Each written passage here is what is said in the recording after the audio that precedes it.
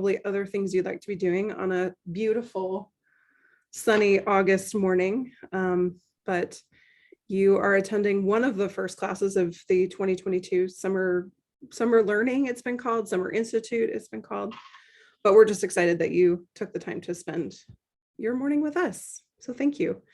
Please use the chat to ask any questions, or feel free to raise your hand, and I will, Gavin and I will take turns watching that participants list to make sure we catch any hands that are raised if you'd like to voice your question or your comment. And lots of you in the room, I know, have experience with the tools we're going to be talking about today, and also the concepts we're going to be talking about today. So if you want to add something, again, feel free to throw it in the chat. We don't want this just to be a one-way street.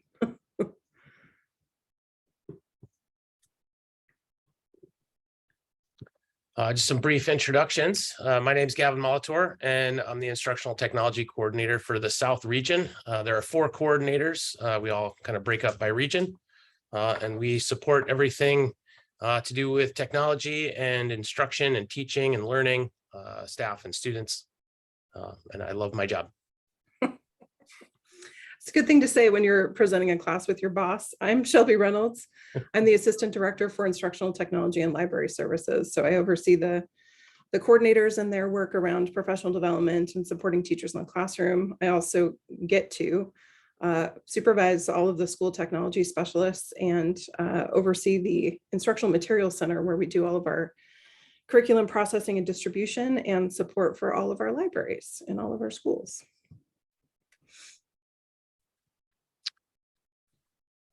We've got some goals for the course, largely just understanding what accessibility is, why it's important will be kind of our first topic. I think Shelby's got quite a bit that she wants to say on that.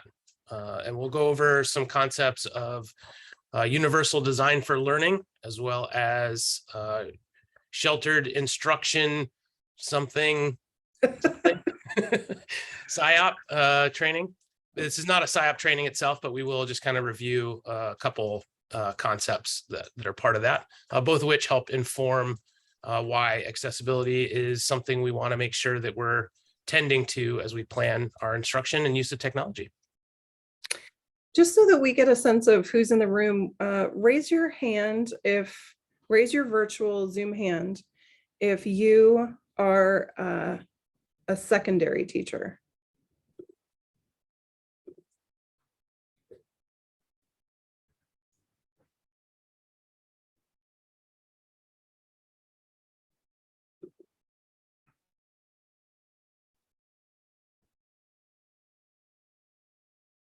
I saw a raise and a clap. That's good. I like it. Shelby, I've already forgotten how to use Zoom. It's been literally like 6 weeks. I'm like, all right, okay, bye. That's amazing. And it's okay. There will be no judgment here. If you are struggling to find your raise hand thing. It's in reactions. It's in reactions. Just for funsies, the newest version of Zoom also has this thing that allows you to set Zoom to recognize when you raise your physical hand. So my hand is raised, but I did not click the reactions button. I got this little thing that was like, hey, it looks like you're raising your hand. I'm going to raise your virtual hand. So that's really fun. Fun things to look forward to. Okay, so we have a few secondary folks in the room. The reason I asked that question is because our secondary folks are going to be getting some specific training on SIOP later this month. Elementary folks are going to be focused on the science of reading. Not so much on SIOP, but all of the concepts of SIOP apply regardless of grade level. So just a little note, and it's nice to know that we have a handful of secondary folks in the room.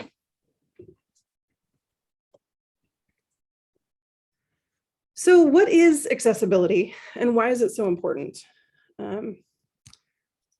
Just lower hands there. Accessibility is important for a number of reasons. It's rooted in equity. If you think of accessibility as a form of giving someone resources that they need to access something, whether that be a physical resource or a digital resource or a different way of presenting content, all of those things are rooted in equity because we're creating opportunity and removing barriers for folks. In the educational context, accessibility provides access to core instruction content for all students. You all know if we all present core curriculum, for example, in the exact way that it's listed in the textbook or in the curricular resource, that there are going to be some students who struggle to understand that content. There might also be students who are well beyond the content that is being presented. So engaging students in content in just one way is not accessible, can be inaccessible for some students.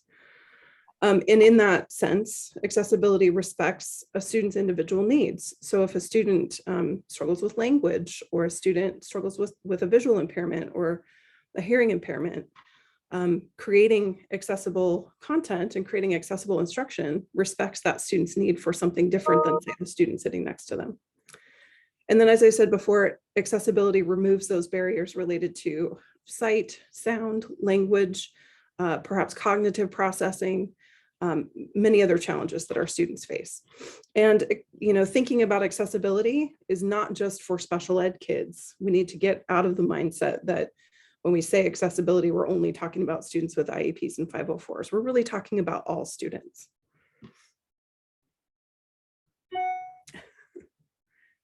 Anything to say on that, Gavin? No, I think that covered it. The most important point being equity, and that when you plan for all students this way, it benefits everybody in your class.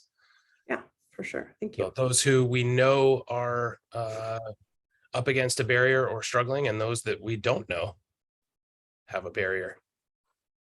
In fact, we're modeling some accessibility accommodations right now. We have closed captioning turned on in Zoom. If you want to, you can actually, modify the subtitle settings yourself or see a full transcript. For those folks that need to hear and see words at the same time, closed captioning can be a really powerful accessibility tool. Likewise, if you are sort of overstimulated by what's showing on the screen there at the bottom in terms of captions, you can actually hide the subtitles. So this gives you as the participant some options to create ways to overcome any barriers that you might be facing. Accessibility also looks like providing the audio version of a book in addition to or instead of a print copy. So many of our students need to hear the book read to them at the same time that they might be looking at it or instead of. We're going to talk about a really powerful tool for that later in this session called Learning Ally, which some of you may be using already. Using tools to focus attention on critical concepts or vocabulary. And by tools, I mean things like highlighting in a particular color or masking parts of content to help a student focus on just those pieces that they need to in the moment. Providing varied ways to demonstrate learning. So having a student allowing a student to have some choice in how they show you what they know and what they've learned. Some kids are going to be more comfortable writing essays. Some students are going to be much more comfortable and much more able to share their thinking in a video, perhaps a poem, a piece of artwork. So thinking about that choice is really an important concept in accessibility and in universal design for learning. And then providing translated materials is also a very common form of accessibility. The reason there's a little star next to that one is because we want to be thinking about what that student's understanding of their own first language is. If they have limited skills in their first language, then translation is going to have limited impact for that student. And we'll talk a little bit more about that later. Okay, this is a fun one. I was trying hard to, Gavin's probably going to giggle at this because we haven't talked about it, but I was trying to come up with an example that would help those of us in the room understand what it feels like to bump into a barrier to understanding. So this statement at the top of the screen here is in Portuguese. Does anybody speak Portuguese in here in this room? No? Okay. So I'm not even going to bother to read it because I also don't speak Portuguese. But, oh, Danielle speaks a little Portuguese. Okay. This is a statement written in Portuguese, which the majority of us in this room don't speak. So when I see this sentence, the only word I recognize is meatball, and it's in quotes, and I'm not really sure why, but I can't really make good meaning of this sentence. Gavin, will you cursor forward once? Okay. When I add some imagery to this sentence to help demonstrate what the meaning is, more things come to mind. So put in chat what you think that sentence means, and no cheating by using other tools. Now that you have the sentence and you have a picture, put in chat what you think that sentence means.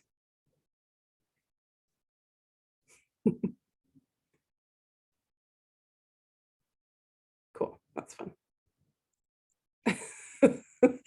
The cat wants some meatball. The cat is dreaming of eating meatballs. The kitten is playing with a meatball, looking for a meatball. Many suggestions that the sentence means I have a cat named Meatball. Okay, so there's one more image or symbol that I want to throw in here that gives people context. So Gavin, if you would cursor forward one more time. This image is very common in our culture. It's the image of a name tag, and it says, hello, my name is Meatball. So hopefully that gives you at least some sense that that first sentence in Portuguese says, I have a cat, actually a kitten named Meatball. And this is true. I just got 2 kittens a couple of weeks ago, and one of them is Pistachio and one of them is named Meatball. When my kids saw this picture, they thought people are going to say that you want to eat a meatball made of kittens. And I'm glad that nobody made that suggestion. So that's good. So this is an example of making some accessibility moves to help learners make meaning of content. Rather than just translate, I've added pictures, I've got some symbols. We've been able to have some discussion. Yes, Alicia, that is true. So just an example of accessibility. Next step. Sure. I would just add that you have the correct translation, you have a funny translation, and perhaps that last translation that you offered, Shelby, would be more catastrophic. Yes. Of an interpretation. Absolutely. So why do we do accessibility? Why is that important? First of all, it's just good instruction. Regardless of a student's documented learning challenges or needs, accessibility represents a class of instructional moves that are just good for students and good for learning. Accessibility, differentiation, personalization of learning, these are all kind of versions of the same moves. It's just a good idea. It's good for all kids, not just the kids with IEPs and 504s. Accessibility is also important, as we said before, for reasons of equity. It means that each student has access to learning in the ways that best meet their personal needs. So we've all seen the image of the students trying to watch the baseball game, and there's a person who can see over the fence and somebody who can't, and somebody who's like really not able to see. And the picture of equity is we're giving the first person no boxes and the second person the boxes they need to see over the fence, and the third person might get more boxes. So in terms of accessibility, we might do more things for some students than we do for others, but making those moves is part of equitable instruction and equitable teaching. And then finally, just to bring us back to our district strategic plan, there is a quote in there that talks about the importance of identifying the needs of students to accelerate their learning at all levels. And that means equitable access to core curriculum, individualized and differentiated learning for every student. So it's in the strategic plan, so we have to do it. It's an imperative. And it's good for kids, good for students. Shelby, I would just add, I've heard this, I think, from a couple people, Ashley Andrews, when I think she was sharing some really cool information for multi-language learners, I think from Adra Davies as well. To think about planning, to think about accessibility is to think about how you plan for a lesson, a unit, and it's a lot of that pre-planning work, whereas differentiation is more after the plan and perhaps either during delivery or after delivery. It's more individualizing things for the student, kind of post-delivery. Mm-hmm. Thing. So And that helped me kind of both are understand, good. yeah, the accessibility part of pre-planning the lesson for delivery. Yeah. So let's jump into a couple of models that help us think about the specific moves we can make to make learning accessible. The first, many of you have heard about, and this isn't a class on UDL or Universal Design for Learning, but we will spend some time just kind of refreshing ourselves in the concepts. There are also lots of great resources on this topic, lots of books. In fact, do I have my UDL book? I think is hiding in my bag, but basically Universal Design for Learning is this framework that helps us think about the different areas of the brain that are involved in learning. And those areas are demonstrated here in these particular diagrams. If we want to get super nerdy, we can talk about the different networks of the brain. The first one being the affective network, which is the why of learning. This is the like, why is this important to me? I'm not going to invest in this unless I'm excited about or interested in what it is that we're learning. So there's moves we can make to help increase that motivation and interest and activate that green part of the brain. The second network in the UDL framework talks about the recognition network, which is focused on representation. So this is that notion of not just always presenting text in the way that content is shared, but presenting content and information in a variety of ways. So you might do it through storytelling, you might do it through a visual, you might show a video, there might be songs involved. All of those different representations of content activate this recognition network and help cement the understanding for students. And then the strategic network is in this blue portion of the brain, and that is I like to think of this as like the expression part. So this is I'm taking the things that I've learned and I'm able to produce something that demonstrates that I understand the content that I was absorbing, or that I was learning, or that I was ingesting. And the important part here is making sure that we have different ways for students to be able to express that, because all students don't express their understanding of a concept in the same way.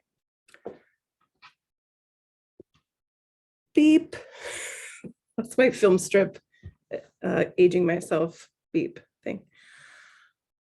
So if you visit this URL, and Gavin, maybe you could throw it into the chat just to make it easier for people to get to it.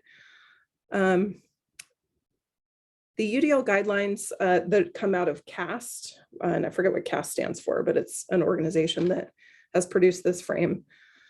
They have a really, really nice matrix that has clickable actions within each of these networks based on different sorts of activities you might be doing with students. Thank you, Gavin. That link's in the chat now. So for example, if we look at the purple column and we're thinking about multiple ways to represent content, and we were to click on that first thing, like offer ways of customizing content, and you can't really click on that, Gavin, but if you go to the next slide, you'll see that there's a little call out here. So providing options for perception is one set of strategies we can use to create accessibility within the content that we're working with students with. And that includes offering ways of customizing the display of information, offering alternatives for auditory information. So this is that notion of giving an audiobook in addition to a printed book or instead of, and then alternatives for visual information as well. And if you go to the website and you click in this, you'll have multiple layers of being able to click in and see specific examples of these things. But just taking the perception piece, you see this bulleted list on the screen here are some ideas for meeting that particular strategy. So we can adjust the size of text, images, graphs, tables, or other visual content. We all have presentation systems. So we should be thinking about how we're presenting information on those presentation systems, or how students are interacting with that content, and think about our text, think about the layout of images, graphs, tables, and things like that, so that students have the ability to see and make meaning. Thinking about contrast between background and text or image. If you're picking a light text and you have a light background, you're in essence going to create a barrier for some students who may have some sight issues. Think about the colors used for information or emphasis. For example, Gavin, if I were to make one of these words red, what experience would you have? I'm colorblind, and depending on the other colors in the slide, it could be challenging for me. Yeah. So think hard about the colors that you're using, considering that there could be some colorblind students in your groupings. You can also use different font sizes and types, or underline or bold, but thinking very carefully and thoughtfully about that, we don't want to overdo it and make things red and bold and italic and underlined. We want to be very thoughtful and particular about those things. Varying the volume or the rate of speech or sound, especially when we're using video, there's oftentimes there'll be options for playing something faster or slower. Learning Ally, I believe, has speed options as well, so that you can vary the rate at which words are coming out. And if students have processing disorders or challenges, it might be nice to slow things down a little bit to help them make sense of what they're hearing. Speed and timing of videos, animations, etc. The layout of visual or other elements. A lot of times we like to crowd our slides with stuff, and that makes it hard for students to focus on the important bits. So thinking very carefully about that. And then the font used for print materials. There are an increasing number of dyslexic fonts becoming available that have, I forget what the term is, but they're like weighted on the bottom. So like the bottoms of the characters are sort of fat, which helps students with dyslexia, dysgraphia, make sense of the letters and their shapes. So lots of options here. Oop. And then here's just some more options in terms of using the technology that you already have access to. And I won't read all these to you because we will share this deck with you. Right at the bottom there's an example of that dyslexic friendly font. I don't remember the exact name of that one, but if you Google it, you'll find some. But notice how the characters are kind of fat at the bottom. Sherry, thank you. Open Dyslexy is a font that's out there. How do we know if a font is dyslexic friendly? Is there a list? Open Dyslexic. Generally, you can Google dyslexic fonts and you'll get some options.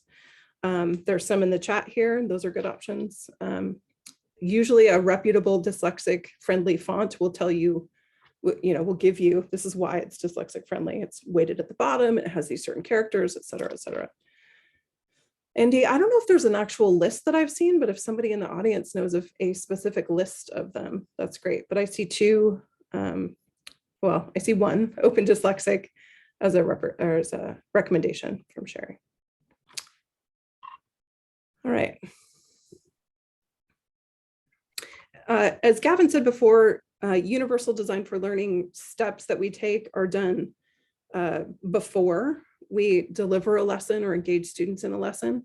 These are things that we plan for ahead of engaging students, whereas differentiation is something we might do after the lesson has already been created. So we might notice that a student needs something different and we personalize the experience just for that student. But these can often work hand in hand, and they're both good instruction, right?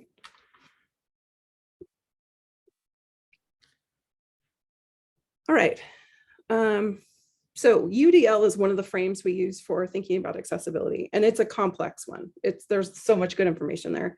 Again, this isn't a class on UDL, nor is this a class in SIOP, Sheltered Instruction Observation Protocol. If you're in secondary grade levels, secondary schools, you're going to get some great SIOP training, I think on the 24th. But we'll give you just a little taster here because, again, this helps us think about accessibility.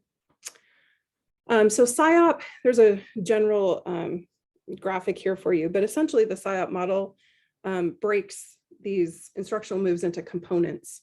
And again, it's just good instruction, right? We have things like preparing your lessons thoughtfully, building background knowledge for students, creating opportunities for practice and application. These are all things that you're probably already doing, but that might come with a different name in this particular model. One thing that is really focused on in the SIOP model is academic language development. And SIOP is often associated with the teaching of students who speak multiple languages. So Gavin, if you go to that next slide and just go through the animations, we don't need to make squiggles and all that junk, but SIOP helps us address this notion that our district approved content, all the core curriculum that comes through CMAC, even when it has supplements and suggestions for differentiation, they often model the use of advanced language. And what that means is that the texts make an assumption about the academic language of the students that we serve, and sometimes of the teachers as well. So some solutions to that would be for students that speak English as a maybe second or third or fourth language, to translate the text. So if they're engaging in content that's presented mostly in English, translating the text into their first language or their preferred language is a possible solution. I say possible solution because it's really important to remember that the student may or may not have a strong grasp on even their first language and the academic language that might be part of that first language. So then we have to think about adapting text, not just doing a straight up translation, not just throwing it into Google Translate or into Microsoft Translate and having it spit something out, but doing what I did before with my meatball example, where you have the we didn't have the translation, but we were able to help folks make meaning by adding some pictures and symbols. So that would be an example of adaptation. Gavin, we go forward one more or three more. I don't know why there's so many animations on this slide. Go back. Yeah, go back one. Okay. So just for further, purposes, the difference between translate and adapt are kind of spelled out for you on this slide. Translate is really to literally take the language, as presented. Oh, I think I'm unstable. So sorry if I freeze. But to take the language as presented and run it through a translator and have it present that content in another language, a near equivalent explanation in another language.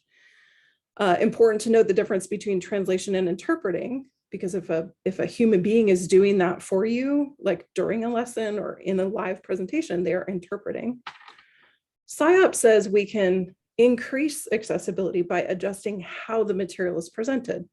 So we can summarize key points, we can elaborate to add information, we can take away non-essential distractor details, we can use visuals, remember my meatball visual, we can simplify the vocabulary, and we can check word choice and sentence order. So these are all moves we can make, especially for our students that don't have English as a very first language and or who don't have strong academic language in their first language. And these are all moves that we need to be thinking about making, not just translation. Boop. I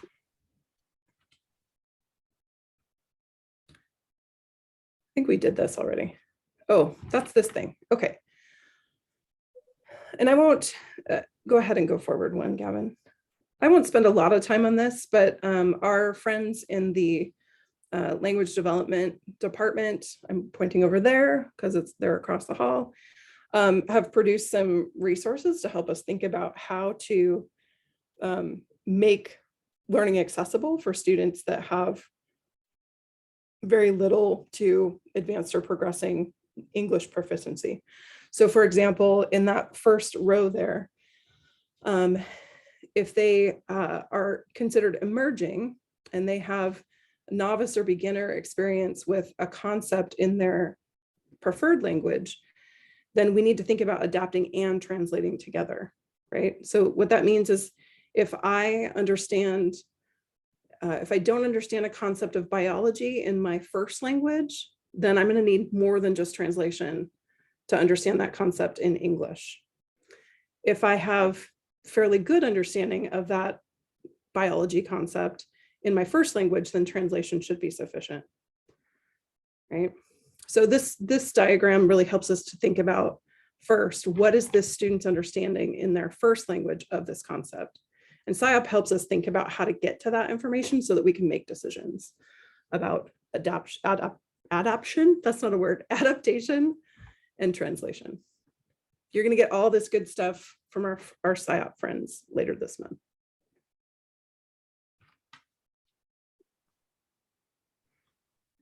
Cool. Okay, it's tool time. Tool time. Yeah. There are 3 tools or sets of tools that I want to hopefully get through in the just under an hour that we have left.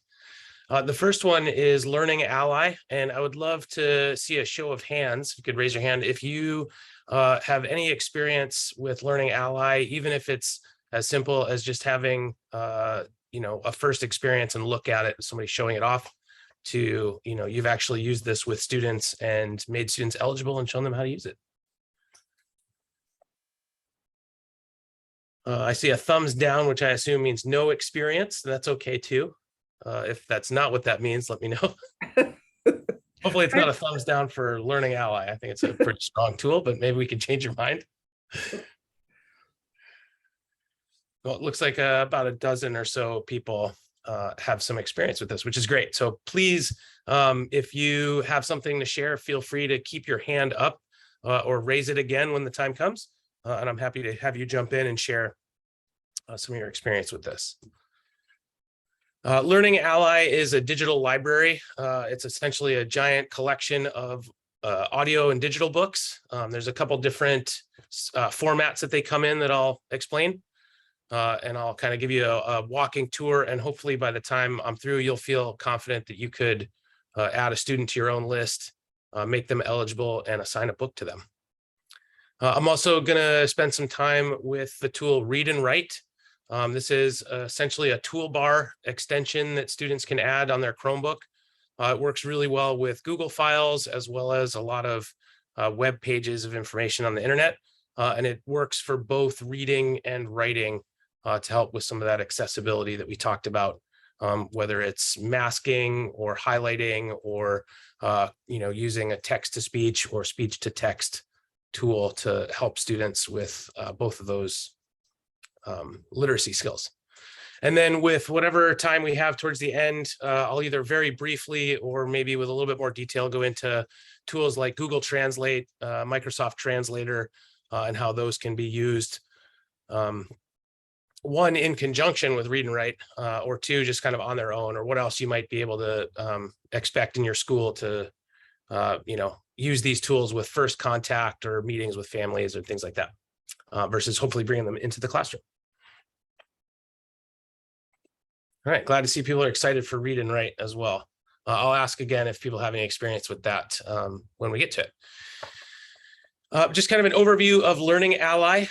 There's a wide range of reading levels represented in the text that are available there, as well as a wide variety of genres, everything from fiction to nonfiction, science fiction, plays, dramas, graphic novels, all those kinds of things. Very easy to search through, whether by author or by title or just browsing and exploring. And then when you pick a title to look at it, you may find there's just one option, or you may find there are a variety of options. The first one you'd see is probably classic audio. Think all the way back to books on cassettes.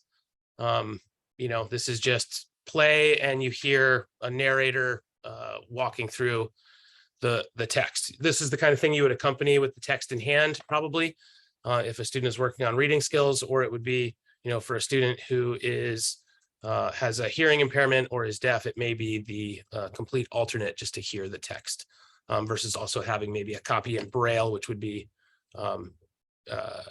available through our vision department. Another format is voice text with an H. That's the human narrator. So a very natural sounding human voice accompanies with the text. So you'd see a sentence highlighted as the narrator is reading, and then it would automatically move through the text as the narrator continues to read. There are also voice texts that are synthetic. These are voices like Siri or Alexa or, Scottish versions. I think I was playing around with this. I found a Gaelic one that was quite interesting. And there are actually, sorry, no, that's Read and Write. I was playing around with voices and Read and Write. I'm jumping ahead. But the synthetic voice is usually either a male or a female. I think there's like 4 options in Learning Ally. And just a last note, it is possible to have multiple staff members in a school assigning books to a single student, which is really great. It's kind of the village mentality there. We don't have any kind of rostering or course creation, so you do have to search students individually. But it's very nice to know that other teachers, especially at secondary or in special education, can also access that student's library and assign them books. And the last thing I want to talk about before I jump in and show you this tool is a little bit about eligibility. These first two reasons are more, documentation, concrete kind of things. A student who is blind or has a visual impairment, that's probably going to be documented. A student who has a literacy goal in their IEP or 504, those are all great documented reasons why you could make a student eligible in Learning Ally. A little bit more subjective or observable, not really documented or concrete. If you are a teacher and you observe a student having a reading deficit, that is reason enough to make them eligible. If you observe a student that struggles with reading comprehension, that is reason enough to make them eligible. This is all about just using your professional judgment. And I would say there is probably some, good argumentation and conversation that can happen around this, but we're still recovering from a pandemic and the effects of that pandemic on the learning process. And so you could make a case that there are a great many students who are currently dealing with a reading deficit because of time lost over these 2 recovery years that we've experienced. That is a little bit more professional judgment and a larger conversation. I don't think I can, declare one way or another for you. But that's up to you how you interpret that. Shelby, did you want to add anything about, how Learning Ally is possible or like the kind of legal stuff? Yeah, I several times a year I get questions about copyright in regards to Learning Ally, because they're typically Learning Ally has been used to provide accommodations for students with dyslexia, dysgraphia, blind, visually impaired, et cetera. And we've had lots of teachers, ask about qualifying students who have none of that. And it feels weird because they're being asked to, assert some sort of need. And the reason for that is Learning Ally is made available to everyone in our district because of something called the Marrakesh Treaty, which says that all of these copyrighted materials can be made available for students and learners and people who have challenges accessing this material in its print form. And so for some teachers, there's this struggle of like, but my student doesn't really have a documented deficit, or sometimes I'll get questions from teachers about, if I qualify this student in Learning Ally, does that mean that their record in Synergy is going to somehow have this checkbox that the parents are going to see saying that I think they have a reading deficit? And the answer to all of that is no. It's not a problem. There isn't an issue with copyright. And to make sure that we're compliant with the requirements of the Marrakesh Treaty and all the copyright pieces, we have to individually qualify students. So we can't batch qualify. We can't throw them into rosters and like mass check a box. We have to do it on a student by student basis. And it's because of some of those copyright requirements. So there you go. Marrakesh Treaty. You learned some new things. Well, so it's not going to replace your actual library in your school as far as kids getting books there. And it won't replace your texts for your reading list for the year for your curriculum. It works as a supplement to those things, or perhaps as an adaptation to those things, like we talked about, making them more accessible. And it's part of your pre-planning. Right? Yeah. It's little side note too, in addition to Learning Ally, we carry a pretty robust ebook library through Overdrive. So if there are books that either you can't find in Learning Ally for a student, or you think that a student would be more engaged having access to a version of something that's not available in Learning Ally, talk to your librarian, because we have a lovely, robust library of ebooks. And we also have a partnership with King County Library Services that gives students free access to all of their digital materials. So There are lots of different options. Learning Ally is the one we're focusing on today, but there are lots of options for providing non-print versions of books to students in our district. Yeah, and just going back to the UDL, I did a little quick analysis of how I thought Learning Ally kind of fit with some of those areas of the brain that we talked about. I'm not going to go into too much detail, but these were some of the ones I pulled out. Optimizing access, offering alternative as an auditory information, providing some individual choice, supporting the decoding of text. Okay, I think Shelby threw this into the chat. You can get there through Clever. You have access to this, so do students. I'm going to bounce out of the presentation here and pop over to Clever just to show you what the tool looks like. This is the tile you'll find, slightly different view for you guys. And then once you get in there, they pop out. Hopefully I'm logged in and this is smooth.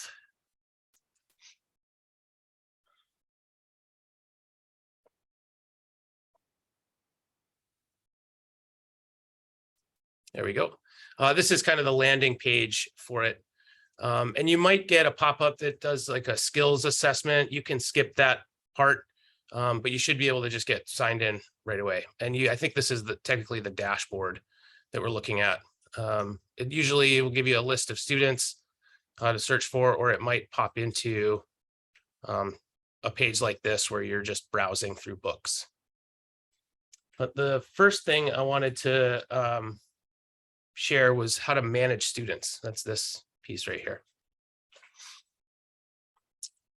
This is all the students in the entire district. And so the first thing I might do is filter by a school.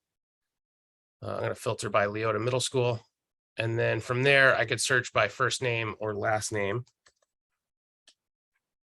And I've got my daughter, McKenna, who's now at Leota, which is hard to believe she's a middle schooler, but here we are. And she's already been made eligible in this case. So this is her eligibility marking here. And I think she's already a member of my students. I'm going to add her. So that's the difference. If it's a plus, they're just a student on the list, but once you add them, it changes a little bit there. I'm going to also show you in the student section, every school has a student test. So if you just type in student here, you'll see that the student for LMS has already been made eligible. And so I can add this student to my list as well. This is a great way to kind of tinker your first time playing around with Learning Ally. You can assign as many books as you want to this test student just to see kind of how that works. And also I'll note the only way that you see a book in your library is if you've assigned it to students. So one way to kind of build your own library if you're doing something in class would be to assign them to this test student for your school. Hey, Gavin, can I ask a clarifying question? Yes, please. So in some ways, is this like Schoology where I open up a Learning Ally, I will only be able to see the students that are assigned to me and then I can assign them an audiobook? Or is it a portal where any student can find an audiobook? Maybe they don't meet some criteria for this support. Maybe you can just tell all your students, and if you want to read along, you can all go to this website and listen to the book. The latter. This is a portal into Learning Ally. All the students that you would see are for your school. I think it is isolated by school for staff, but you would see all students enrolled. You would be able to check each student's eligibility, and then using that professional judgment, you would decide if a student is not eligible, whether or not they should be, and then go from there. So same thing, students enter in through Clever, they have access, they see whatever has been assigned to their bookshelf. They also see the whole library, and they can assign books to themselves. And you can actually, when you're looking at a student, see all the books that are assigned to them and who has offered that book to the student, whether it was self-selected or assigned by a teacher. Okay. I'm not going to go through the whole process, but just to show you, Marcus is not eligible. So what I would do is then from in here, select one of these reading reasons, and then click save, follow a couple other prompts, and he would become eligible. So pretty quick and easy to make a student eligible if you see fit. That's exciting. I have a whole bunch of questions, but I will redirect that when it's time. Cool. Awesome. Okay. Once you have a series of students that you've made eligible and added to your list, if I go back to the dashboard here, I have a lot of things open right now too, so that might be slowing me down.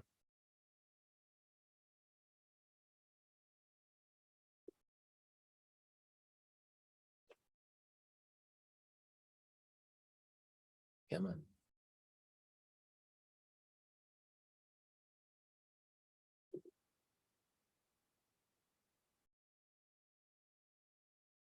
Quick note for folks. I'm getting a few reports that folks are having trouble logging into Learning Ally. While Gavin does whatever Gavin's doing, if you want to try logging in and just throw your name in the chat or give me a chat if it's not working. I've got a ticket going with Learning Ally.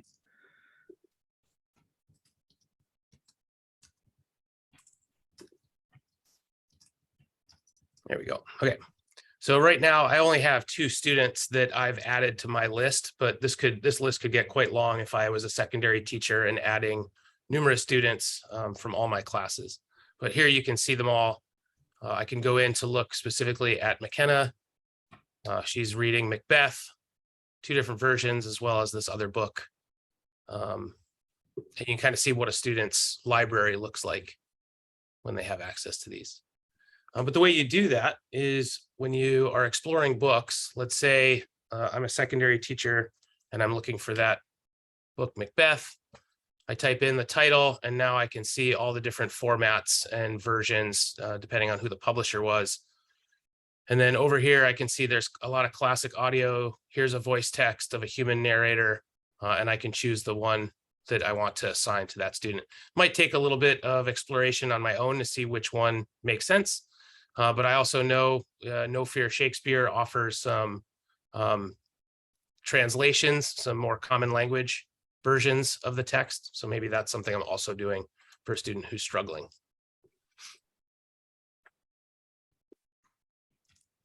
And then there's all these elementary books as well. Here's The Yawns Are Coming, which I also assigned as more of an elementary version of that.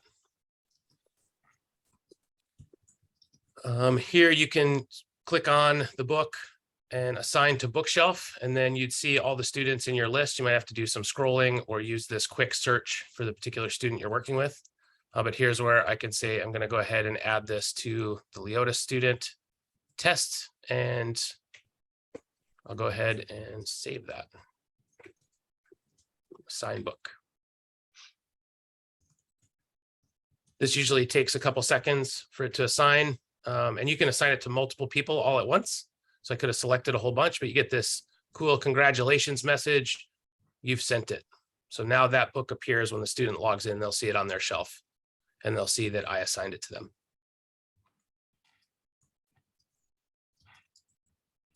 Once you assign an audiobook to a student, you'll see it on your own shelf. So here are, again, those same 3 books that I had assigned McKenna. And from here, I wanted to show you the reading experience, whether it's something I'm doing as an instructor in class, we're reading Macbeth together, or the student is doing, it's going to look very much the same. And there's actually this online reading experience link over here. This is how you kind of get to the book. So I'm going to go ahead and try the online reading experience. This is where all the books are a little bit easier to kind of see and find in your library. And first, I'm going to show you Macbeth. When you first do this, it does take a moment to download the book. From the knave to the chaps, fixed his head upon our battlements. King Duncan, oh valiant cousin, worthy gentlemen. All right, I taught this book for years, so I know exactly what this is talking about. Macbeth has defeated somebody in battle. Did you read it that way, Gavin? Did you read it with that accent? When I tried, yeah, at times. It should technically be read by with a Scottish accent. All the players are Scottish in this play. Yeah, I sort of joke about that, but I have heard from teachers who've used this last year, who've played it for students in their class, that sometimes the voice of the narrator is a motivational thing for students. Like they listen more carefully because the narrators that they've chosen for these books have different accents, are of different gender, are more closely associated with the content than other recordings of these books. Or even, think of those of you that do read alouds all the time, right? It's your voice all the time, and you can only change your voice in so many different ways. So I've heard teachers say that this is highly motivating for students to hear these accents and things. Yeah, but that's essentially the reading experience. You can use some of the navigations to move around. There is a way to actually take some notes and bookmark things, and students can even annotate a little bit as they're working through this. Whether or not that's something you want to encourage depends on, how you want students to work with a text. But those are some of the things that you can do along with it. You can jump to pages. And this is all stuff students need to kind of learn how to do as well. So just keep that in mind if you're working with a student, especially with these larger texts. You got to teach them the digital version of the table of contents and how to flip the page. And then if you do get into it, so I'm reading, I just paused it, and I was just going to say, this line unseamed him from the knave to the chops. I can highlight this text. I can look up something in the dictionary, and I can add a note. And notice it grabs the text for me. And then my note is sword from the belly button to the teeth. So essentially he cut a person pretty much in half. And this is one of Macbeth's very early victories in battle that help him kind of stand out as a soldier worthy of promotion. From the knave to the chops.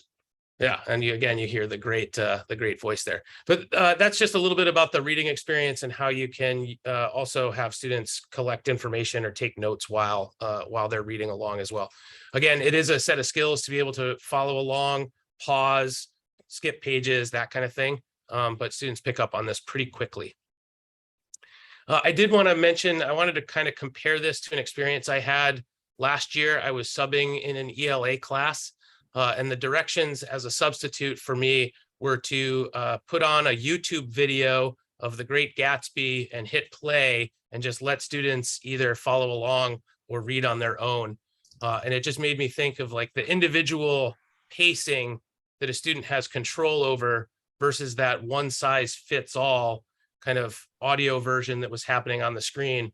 I feel like this is a much better experience for individual learners than that one large shared YouTube experience, which was a little bit shaky.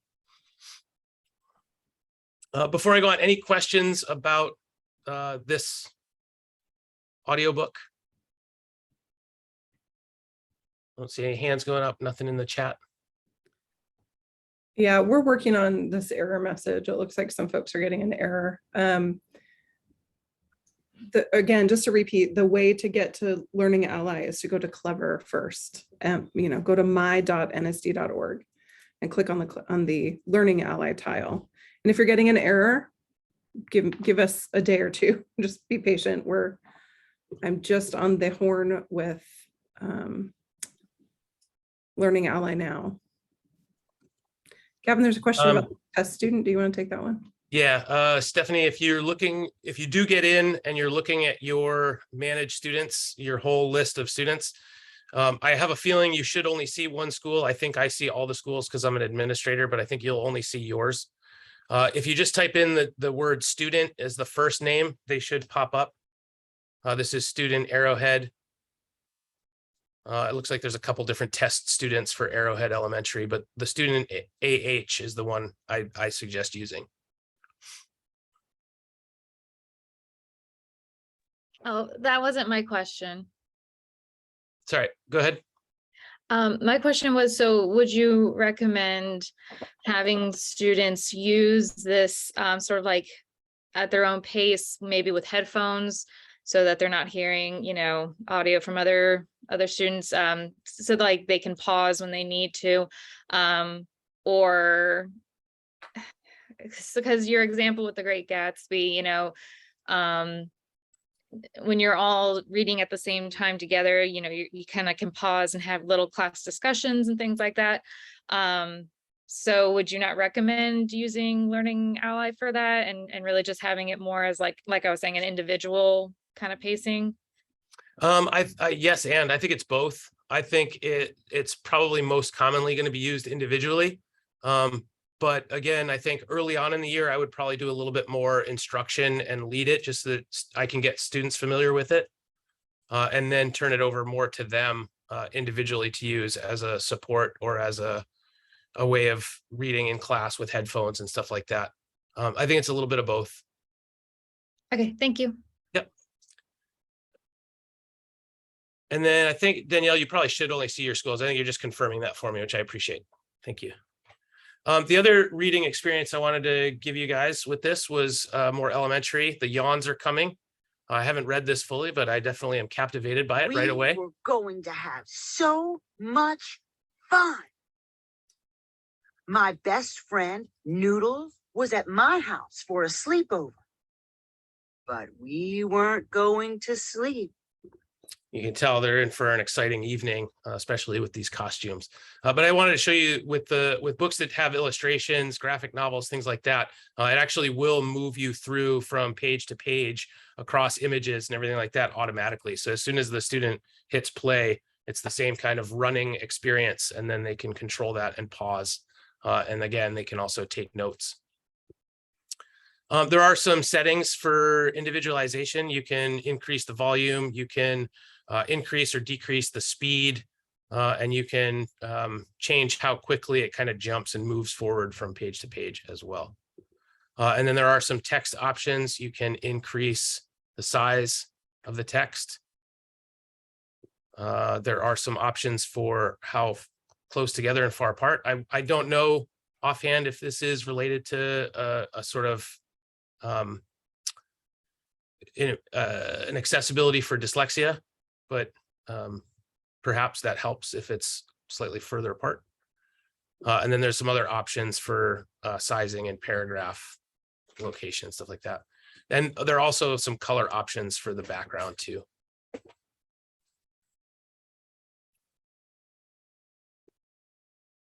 Okay. There was a vocab lookup. I showed you the annotations too. I want to do the vocab piece. If you, let me see. There we go. If you double click on a word, it will define it for you too. So this is another support that you can teach students how to use. That dictionary piece is kind of cool. What's a yawn? Of course, that has its own challenging vocab in there for, a third grader, but that is an available tool. Okay, any other questions about Learning Ally? How do we qualify kids for Learning Ally? I would just kind of go back to, where is it? This slide. Either students would qualify because of a designation as being blind or visually impaired, or a literacy goal, or you would just have observed a reading deficit or a struggle with comprehension. Those are, again, a little bit more subjective to the teacher doing the observation. It doesn't need to be documented in order to make a student eligible, though. That's where your professional judgment comes in. Thank you, Gavin. I more just meant like physically, how do you get them eligible? Oh, okay. Yeah, I didn't walk through that whole thing, but yeah, I'll do that with this test subject, since I don't want to make a student eligible unnecessarily. But first I search the kid, right, by name at my school. And then when I see this select, I know they haven't been made eligible by somebody else. So I'm going to select eligibility. This student has a reading deficit. I click save.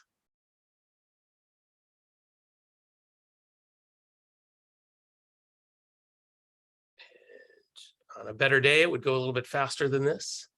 My internet does seem to be a bit slow, but I think that's it. once you hit save, this should change to eligible, and then I can begin assigning right away. So then the next step would be add this student to my students list.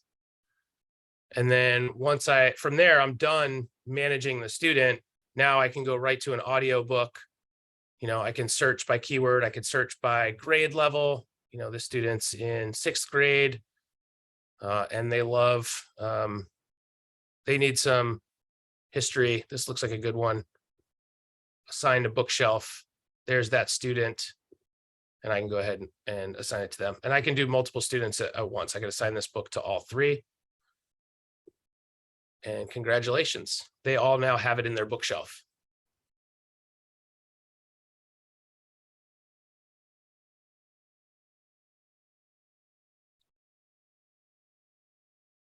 There we go. Got it. And now when I go to my bookshelf, I'll see that book as well because I've assigned it to somebody. And that's where I can open the class with a reading experience or just let people know that book is there. I can click on the book and find out more information.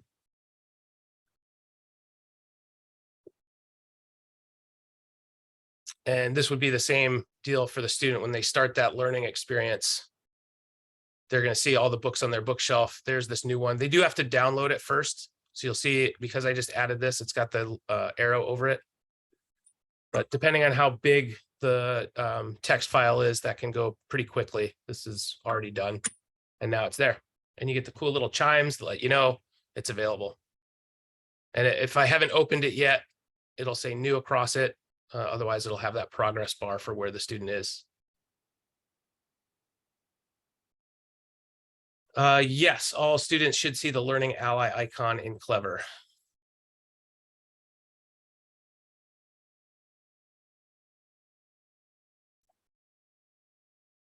Okay, any other questions about Learning Ally? Gonna do a quick time check. Gavin, I don't have any questions, but I just want to tell everyone I used it this year. It was so great. I didn't really know about all these little stipulations about quote unquote qualifications. So I had a lot of kids using it. I had kids read like if they had a book, I had them look in the library or on Learning Ally. I had kids read 5 books this year, and like kids I never would have thought read 5 books, read 5 books with the Learning Ally. You know what I mean? Mm-hmm. And so it was a really great tool for all different types of levels, whether that's like 8th grade attention deficit disorder, you know what I mean?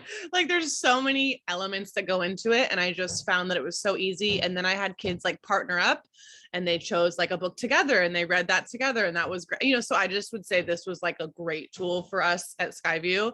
We all used it in different aspects and things like that for, less pressure, more pressure assignments, but we really enjoyed using it. It was great. Some of the narrators can get a little, but like most of them were fine. If you didn't talk about it, they were fine. But if so one of my other teachers was like, the narrator's bad. And then the kids were like, it sucks. You know what I mean? That kind of thing. So, but yeah.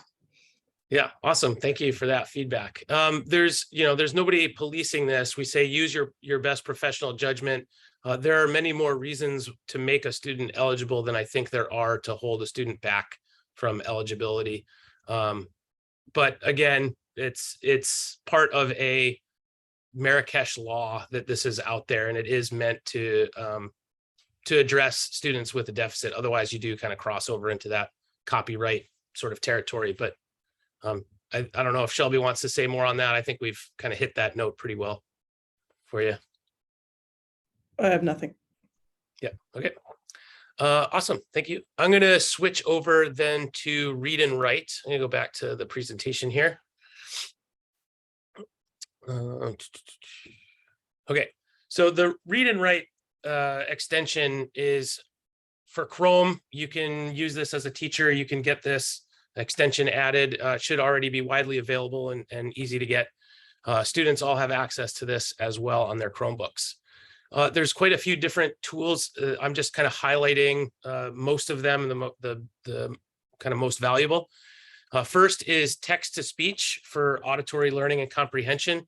This is where if I have a Google document or a slide deck or a web page of information, the student can access that text and have it read out loud to them. There's also a word phrase lookup. It's a little bit more advanced than what we just saw in Learning Ally.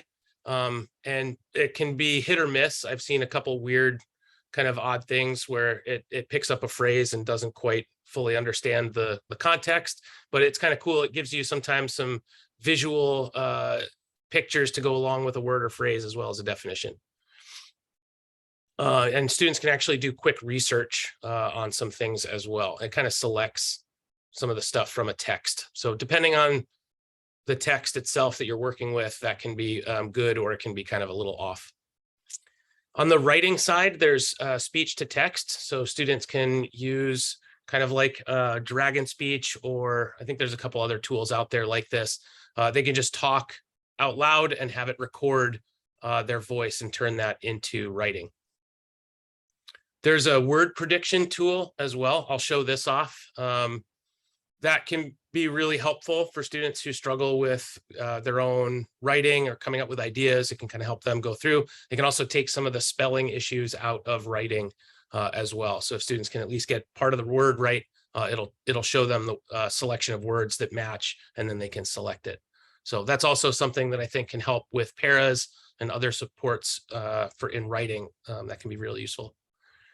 There's some options for color contrast and focus, as well as a way to mask text so you only see a portion of a page.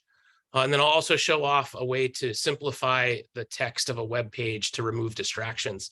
This is especially great for news articles and things like that, where I'll show you there's sometimes more ads and distractions than there are actual words that go with the article itself. Again, I just kind of quickly circled some things that I thought fit with that UDL. Offering ways to customize the display of information and minimizing distractions is a big one, as well as using multiple tools for construction and composition. I think the first two were a little bit more reading, and the third one that I mentioned was a little bit more on the writing side. This is what the toolbar looks like. Just like in most toolbars, it's a very narrow strip of icons that you'll see, and this kind of pops up over the top of your web browser when you enable it. And just kind of moving from left to right, you can see what each of these things does. And if you hover over them, it'll show you, it'll name it as well.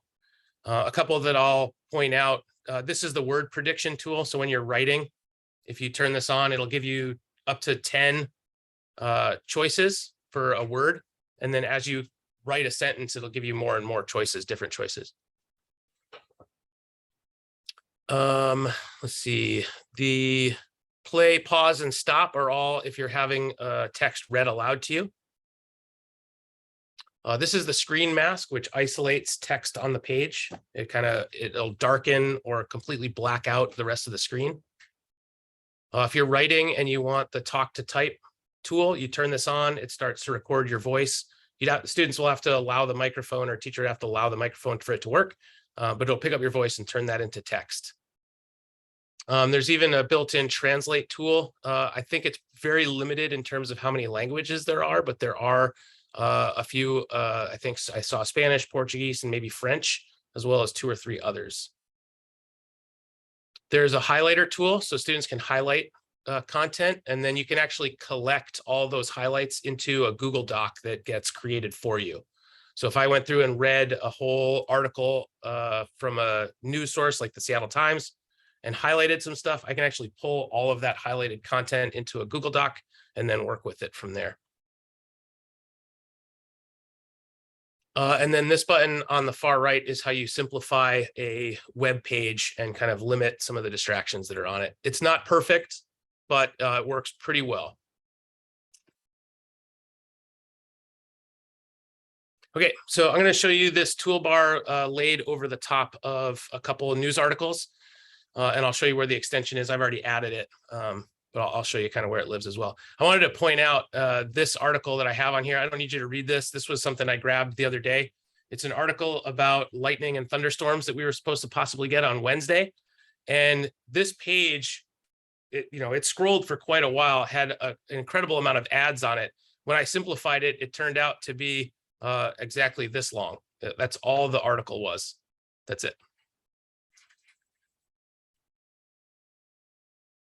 Okay, for this, I am going to show you first, I'll show you the Woodinville patch. This is one of our local news sources. And right away, before I even get to the title, I'm distracted by these dogs who are super cute. But this is not part of an article about pet adoption. This is an ad for Mr. Fluffy Friend. So I don't know exactly what they sell, but before I even get to the article, I'm already distracted and wondering if this is a product I need for the dog that I don't have yet. I get down here to the title, but before I even read the title, I'm thinking, do I want to spend $18 after tax on this cute little plush log with squirrels on it? And now I've got to pull myself back to the actual title. There's some pets up for adoption. Some visual is important. This is actually part of the article. That's Penny. And then here's an ad to distract me, as well as some cool fashion. When I include the read and write extension, here it is. I'm going to turn this on. The toolbar pops up. And I'm going to go ahead and simplify this article. Notice it pops open a new page. It takes a moment to load. There are some options. I can increase the simplification and reduce the amount of text. I can change the font. There's some black and white options. And this discovery feature is kind of cool. It'll highlight some words in this article and allow me to dig into those and see what those words mean. Again, my internet here is a little slow today for some reason.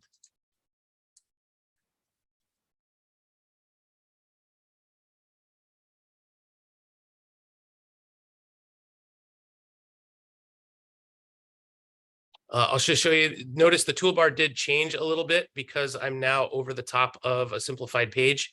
It's allowing me to play the audio as well as screen mask and highlight. But some of the other options are no longer relevant. So they kind of disappear from the toolbar. You'll see it's not perfect. It did capture some of this other content on that page, but essentially it does get down to the heart of the text. So now if I highlight this first sentence. Want to add to your family and make a positive impact on the Woodinville community at the same time? Adopt a pet from a local shelter or organization.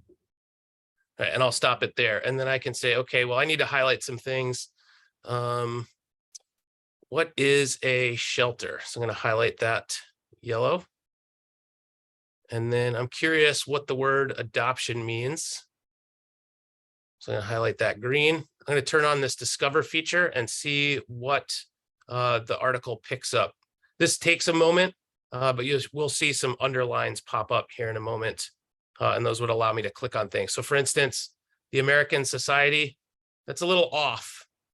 It's giving me the Society of the United States based on Western culture. Let's talk about, American Society. It's not talking about the American Society for the Prevention of Cruelty to Animals. So it's a little off there, but it does give me a definition of cruelty to animals. All right, so you can see that discovery research tool is kind of hit or miss. Companionship, right? And the definition might be a little bit harder to manage than the actual word itself. If I don't know what interpersonal relationships are, I'm not going to understand what companionship is. But the cool thing, now that I've highlighted a few things, let me go back here. I think I lost my highlights because I turned on that discovery tool. I'll highlight adoptions and shelter. And then here I'm going to show you, I can collect those highlights. And in a moment, it's actually going to open up a Google Doc with all of my highlights already set up. And then now I could, create something from that based on what my teacher wanted me to do after I processed the article. I'll show you the screen masking tool as well. So this, whether I'm up at the front of the room, focusing students as I walk them through this article, or if they're doing this up on their own, or if a para is working with a student, you can turn the screen masking on. And you have some settings for, how opaque the background is. If I turn that up, it'll completely black it out. Or it just shadows it. You can change the height of how much is visible. But that just helps with the focusing part of this. I'm thinking of some particular students that I taught who would have really benefited from this function. And they can use this as they're reading and scrolling down to kind of help them.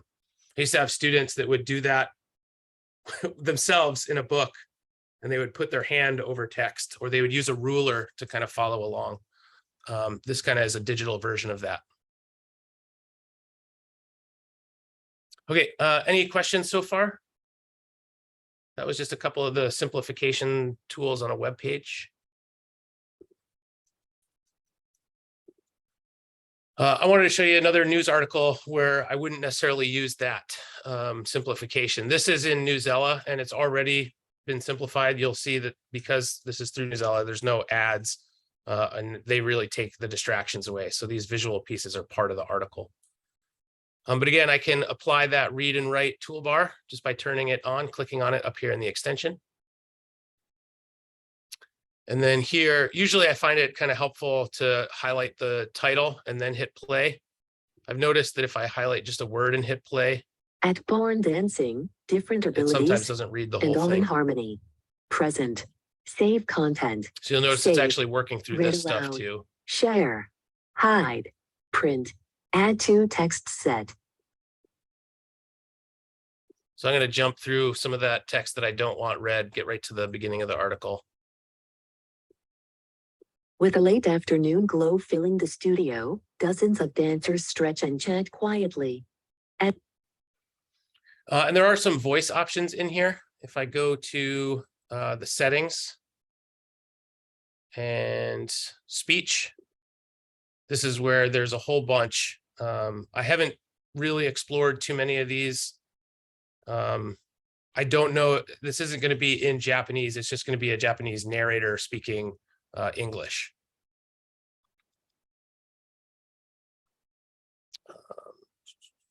However, one thing I can do for multiple language learners, I'm going to cancel this, is if I use Google Translate, and this is kind of a precursor to the translation tools, I can translate this whole page into a new language. I'm going to select Spanish. Right, so I've translated the page, and now I can tack on the read and write tools.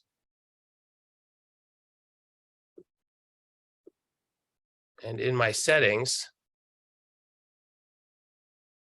I don't know if I'm going to be able to find it here anymore. There was a Spanish one. I don't know if it'll matter. Hold on. I think I'll just Google keep this. Translate. The content of this secure page will be sent to Google for translation using a secure connection. Let me try that again. Sorry.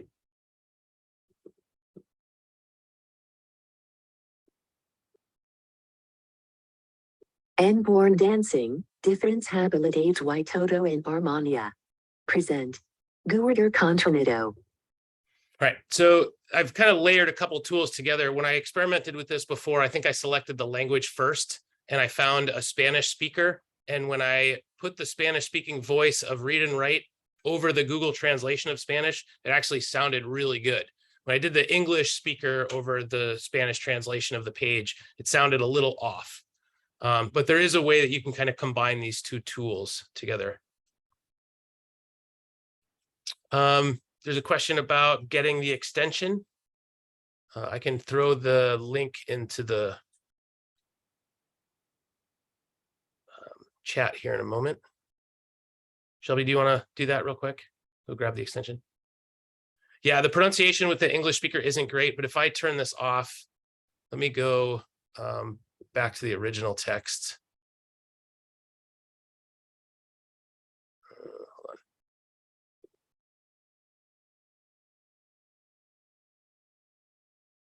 I think the way I did this before was I turned on read and write. I changed the speaker to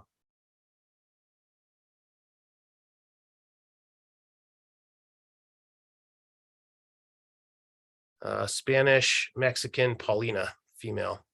Saved that, and then I did the translate. I did that backwards. So now I'll translate this page into Spanish. And then I'll come back and turn on the read and write extension again, which is already set to Spanish. And Let's see how this sounds.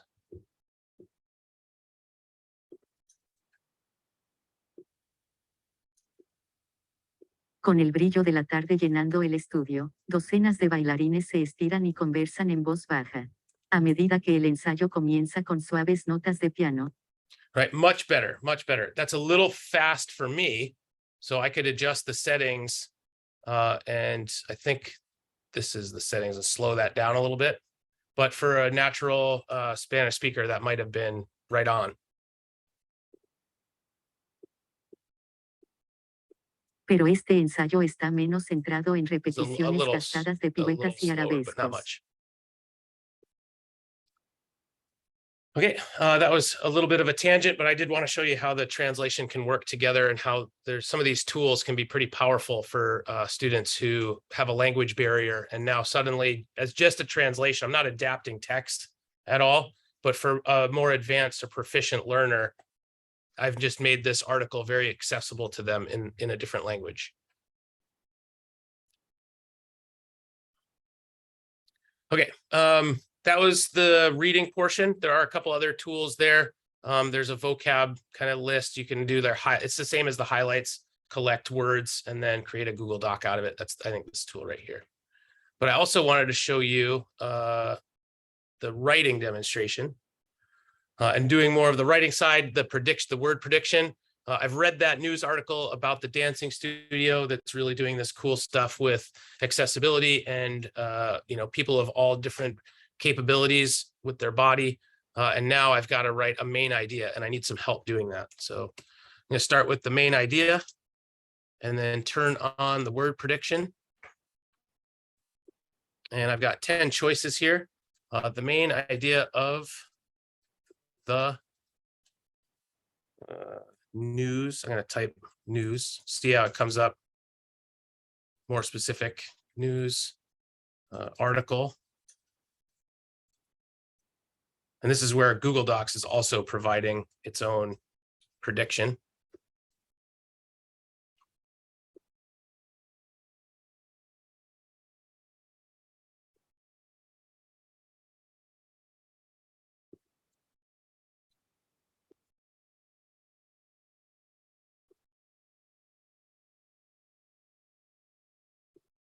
Right. Now, it's very limited choice. I've probably got to do a little bit of work on my own. You're not going to get a really great sentence if all you do is use the predictions, but this is where it can help.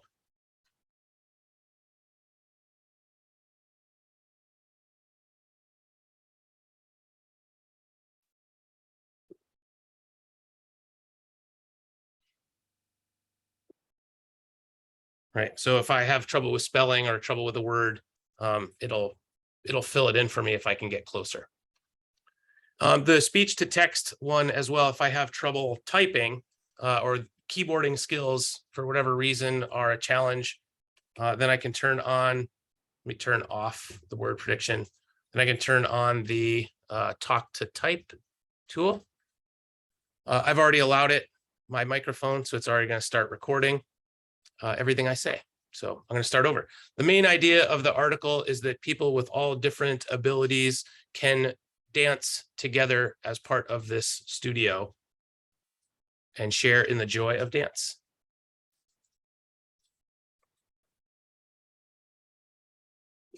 And then I can pause the microphone and turn the microphone back on. So you'll see the toolbar works really well with Google Docs. If I, as a teacher, created a Google Doc and shared it with my students, they could use the reading tools. And then when they create in Google Docs, they can use this set of tools as well to write for support for their writing.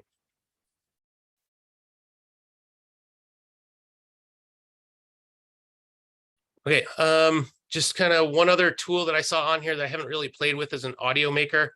This can actually work to create an audio file. If I click on this, it'll say, I haven't seen it work really well yet, but essentially if you select a whole bunch of text, I could turn this into an audio file. And then when that finishes, I could actually share that audio file out. So this creates a playable audio track that I think goes right to Apple Tunes on my computer. I can't remember exactly where it goes, but I have it here and I could share that. That could be a useful accessibility tool where you're turning text into something auditory for a student or for a class. And then there's also this other tool here where a student can practice reading aloud. If I click on this, the student is going to, I don't think I highlighted enough. Let me try that again. Highlight the whole text that I want to read. It copies that text over, and now I can practice reading, record myself reading this, and then share that audio file directly to a teacher. So I'll practice that real quick. This is a read and write demonstration of prediction, talking about the main idea of the news article from the dance article in Newsella.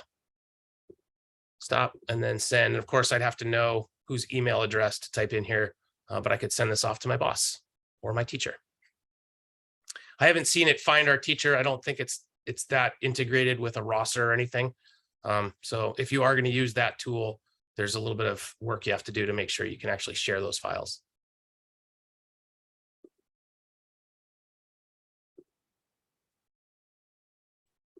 Any questions about read and write?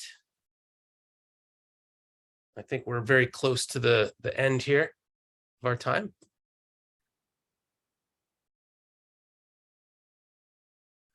So I'll just mention the translation tools that you have available to you. There's Google Translate. It has the widest range of languages. We see iPads in our main offices, and main office staff, counselors, admin will sometimes use an iPad and pull it out and do a kind of one-to-one interpretation with a family the first time they've come in to register a student. Sometimes we see those apps being used with IEP meetings and other interactions with the family. There's the Chrome extension. I kind of showed that off here.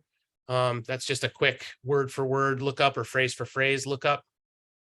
And then there's translategoogle.com, which you can also get. It brings you to a web page. And this is where you can actually turn on the voice part and get voice to text working for translations as well. And then with Microsoft Translator, this one is able to broadcast a speech to multiple languages all at the same time. The best anecdote I can share is we did this at North Shore Middle School, I think in 2019, before the pandemic. The principal was hosting a parent night, and we had, I think, at least half a dozen different languages represented by the families in the audience. And the principal was wearing earbuds with a microphone, and they had their smartphone on. They launched Microsoft Translator and created a broadcast.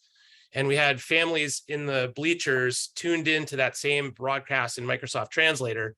They had selected their native language, and each of them was getting both a written transcript as well as an auditory translation of what the principal was saying over the course of her 15 or 20-minute presentation.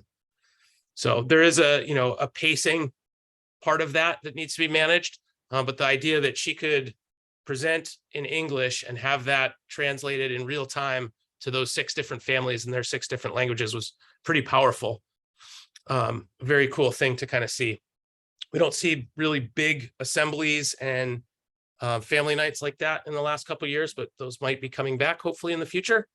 And I think there are some other cool applications for that translator tool.